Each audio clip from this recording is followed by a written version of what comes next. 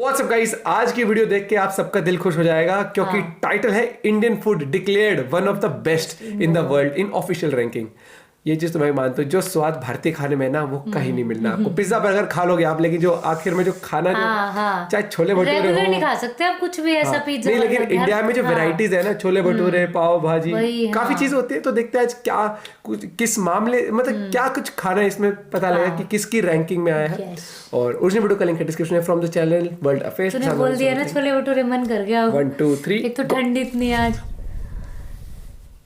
नमस्कार and welcome to world affairs. मैं हूं प्रशांत धवन। अगर आपने वर्ल्ड अफेयर्स को सब्सक्राइब नहीं किया है तो सब्सक्राइब टू वर्ल्ड अफेयर्स। आपने काफी बार देखा होगा कि दुनिया में हर चीज को लेकर इंडेक्स बन चुका है कि बिजनेस में कौन सा देश आगे है उसको लेकर इंडेक्स, इकोनॉमी के इंडेक्स, जीडीपी के इंडेक्स, मिलिट्री इंडेक्स है। और अब एक बहुत ही इंपॉर्टेंट एस्पेक्ट है जिंदगी का, खाना। घूम फिर के हम ह्यूमन बींग्स को खाना पानी चाहिए होता है, और दुनिया में वो कौन से देश हैं जहां पर सबसे बेहतरीन खाना मिलता है, सबसे बेहतरीन कुजीन है, इसको लेकर एक लिस्ट बनाई गई। और यहाँ पर आप देख पाओगे, इस पे आर्टिकल आपको दिखेगा, भारत की ओवरऑल रैंक आई है 5th। दुनिया में 5वीं सबसे बेहतरीन कुजीन आपको मिलेगी इंडिया में। एक्चुअली इंडियन कुजीन नाम की अपने आप में कोई चीज नहीं है। हमारे यहाँ तो विभिन्न टाइप की कुजीन्स हैं। हर 100 किलोमीटर में आप देखोगे तो खाना बिल्कुल बदल जाएगा, स्वाद बिल्कुल चेंज हो जाएगा। मगर ओवरऑल यूनिफॉर्मिटी के लिए इन्होंने कहा है कि भारत से जो भी खाना निकलता है इसकी ओवरऑल रैंक है 5th।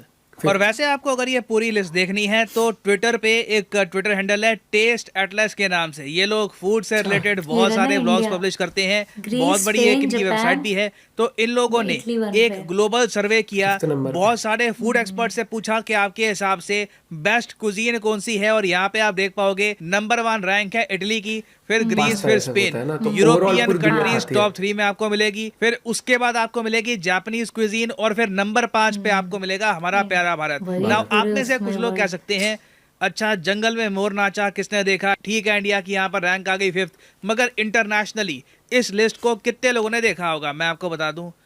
ये लिस्ट दुनिया भर में पॉपुलर हुई है, इस पर हजारों आर्टिकल्स पब्लिश हुए हैं हर लैंग्वेज में। और इस ट्वीट को ही मैं आपको बता दूं, पता है कितने लोगों ने देखा है। यहाँ पे आप देख पाओगे 37.6 मिलियन लोगों ने ये ट्वीट देखी है। मतलब कि 3,70,00,000 लोग दुनिया भर में ये ट्वीट देख चुके हैं। और मैं आपको गारंटी देके कह सकता हूँ, इनमें से कई हजारों लोग इवेंचुअली इंडिया को विजिट भी करना चाहेंगे, क्योंकि आप खुद ही देख लो, इंडियन कुजीन बेहतर है American cuisine, Turkish cuisine, Chinese cuisine. Chinese खाना हमारे यहाँ वैसे फेमस है, मगर टेक्निकली जो चाइनीज खाना हम खाते हैं वो ऑथेंटिक चाइनीज होता नहीं है, वो इंडियन चाइनीज होता है। हमने काफी हद तक उसको इंडियनाइज कर रखा होता है अपने मसालों से। नहीं तो जो ऑथेंटिक चाइनीज कुजीन है आप देखोगे ये पेरू से भी पीछे है। पेरू, आप में से कई लोगों को मैप में पता भी नहीं होगा कि पेरू देश है कहाँ पर। तो चाइना पेरू से भी पीछे आपको मिलेगा। और फिर उसके अलावा ना इंडिया के आसपास के भी देश देख लो। अब कई बार हम कहते हैं जी बांग्लादेश, पाकिस्तान में, इंडिया में कल्चर सेम है, सेम खाना खाते हैं। नहीं, India is a unique place. हमारे यहाँ देखो जो वैरायटी है, महाराष्ट्रियन फूड, नॉर्थ में पंजाबी फूड, उत्तर प्रदेश में आपको अलग टाइप का खाना मिलेगा, ऊपर कश्मीर में अलग फूड है, फिर साउथ में आप देखोगे क्या वैरायटी है, केरला, तमिलनाडु, वेरियस स्टेट्स में आपको मिलेगा एक अलग टेस्ट। और इसीलिए साउथ एशिया में इंडिया, बांग्लादेश, पाकिस्तान है, मगर टॉप 5 में सिर्फ आपको इंडिया मिलेगा। इस लिस्ट में बांग्लादेश की रैंक क्या है? 43rd। जी हाँ, 43rd।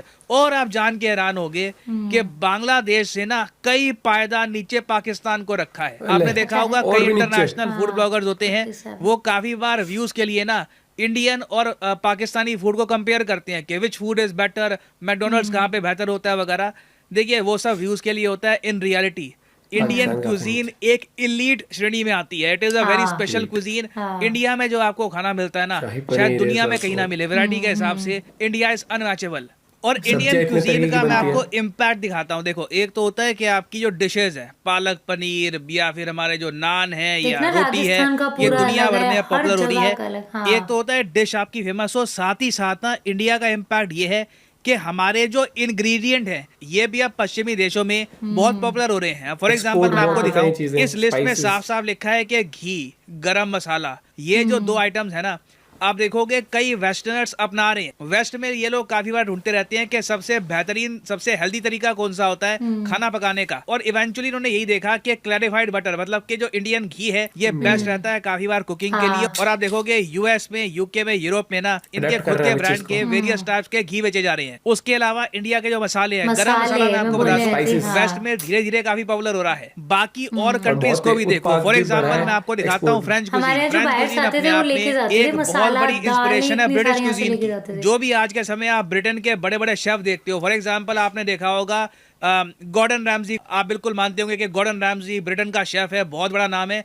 मगर एक बार चेक करिएगा कि गॉर्डन रैमजी के गुरु कौन थे, किसने गॉर्डन रैमजी को सिखाया था कि गैस्ट्रोनॉमी की साइंस कैसे होती है, कैसे खाना बनाया जाता है। तो गॉर्डन रैमजी के जो गुरु थे वो थे मार्को पियर वाइट। और मार्को पियर वाइट ने जो गैस्ट्रोनॉमी है ये सब सीखी थी फ्रांस के शेफ से। तो यूके में आज के समय जो भी आप देखते हो ना, रेस्टोरेंट में सिस्टम होता है फॉर्क रखने का, स्पून रखने का, जिस तरीके से खाना परोसते हैं, सारा इंस्पायर्ड है फ्रांस से। इंग्लैंड की खुद की कुजीन आप अगर ढूंढने की कोशिश करोगे तो कुछ ज्यादा आपको मिलेगा नहीं वहां पर। और इसलिए मैं देख रहा था कि जब ये लिस्ट आई ना, और इंग्लैंड की यहाँ पर रैंक दी गई 20 के आसपास थी, 29 दी गई है इंग्लिश कुजीन को रैंक।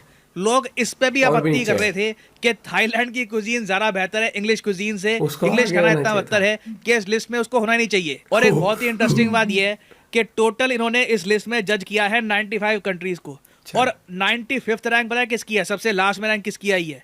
नॉर्वे की। नॉर्वे वैसे आपको पता होगा डेवलपमेंट में काफी हाई रहता है, एजुकेशन के हिसाब से, हैप्पीनेस के हिसाब से आप देखोगे हमेशा टॉप 5 में आपको मिलेगा। मगर मैं आपसे एक सवाल पूछता हूँ, आपके देश में जी बहुत अच्छी सड़कें हैं, घर बहुत बढ़िया है, सब बहुत बढ़िया है, मगर अंत में ना दिन में आदमी 2 बार प्रॉपर मील खाता है, आपका खाना बढ़िया नहीं हुआ ना, तो मेरे हिसाब से जिंदगी में आप फेल ही हुए। दुनिया में बहुत सारे देश होंगे जहाँ पर इंफ्रास्ट्रक्चर इंडिया से बेहतर होगा, मगर मैं आपको बता दूं फूड के मामले में, टेस्ट के मामले में they don't come close to India. Even Australian cuisine आप देखोगे 89th यहाँ पे आपको रैंक मिलेगी। सऊदी अरेबिया की कुजीन की रैंक है यहाँ पर 85th, अज़रबैजान की कुजीन की रैंक है 82nd, और रशिया की भी यहाँ पे अगर रैंक देखोगे आप तो रैंक आपको मिलेगी 58th। अब यहाँ पे आपका एक क्वेश्चन ये भी हो सकता है कि चलो ठीक है, इंडियन खाना दुनिया भर में काफी फेमस है, लोगों ने इसको एक्सेप्ट किया है, मगर इससे हमको फायदा क्या होगा? इस इंडेक्स से भारत को मेन फायदा क्या होने वाला है? मैं आपको ये बता दूं, आज के समय ना टूरिज्म काफी ट्रांसफॉर्म हो चुका है। एक जमाना था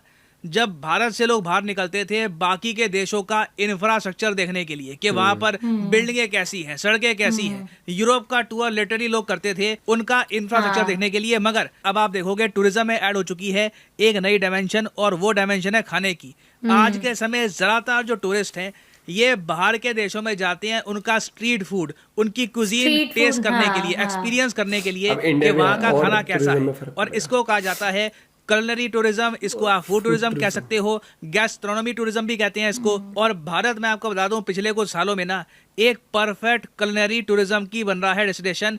बहुत से अमेरिकन, यूरोपियंस जो भारत में आते हैं ना, इनके आने का ज्यादातर रीजन होता है आध्यात्म। उसके अलावा अब एक बढ़ता रीजन है फूड। इंडियन फूड के बारे में इंटरेस्ट दुनिया भर में आपको मिलेगा, और इसका इम्पैक्ट कहीं ना कहीं आप देखोगे इंडियन टूरिज्म के नंबर्स में भी आपको दिखेगा। आने वाले कई सालों में ना हो सकता है कि हजारों लाखों लोग और भारत में आए सिंपली इंडिया की क्यूजीन टेस्ट करने के लिए, जो इंटरनेशनल इंडेक्स ओपनली कहते हैं कि French cuisine, British cuisine, American cuisine से भी बेहतर है। तो इसलिए ये भारत के लिए ना सिर्फ प्राइड की बात है, इसका इकोनॉमिक बेनिफिट भी हमको मिलेगा ना। फाइनली मैं आपसे पूछूंगा कि आपके हिसाब से दुनिया की सबसे बेहतरीन कुजीन किस देश की है? लिखिएगा इसके बारे में कमेंट सेक्शन में, मैं जेन्युइनली जानना चाहूंगा आपका ओपिनियन। और हाँ फाइनली यहाँ पर मैं इटली का मुझे लगता है जैसे इटली इसलिए ऊपर होगी, पिज्जा पास्ता ये हो गया हर उस पे है, मतलब देख रहे हैं हर कंट्री का मतलब खाया जाता है, हर कंट्री खाती है और वो बहुत वाइडली पॉपुलर है।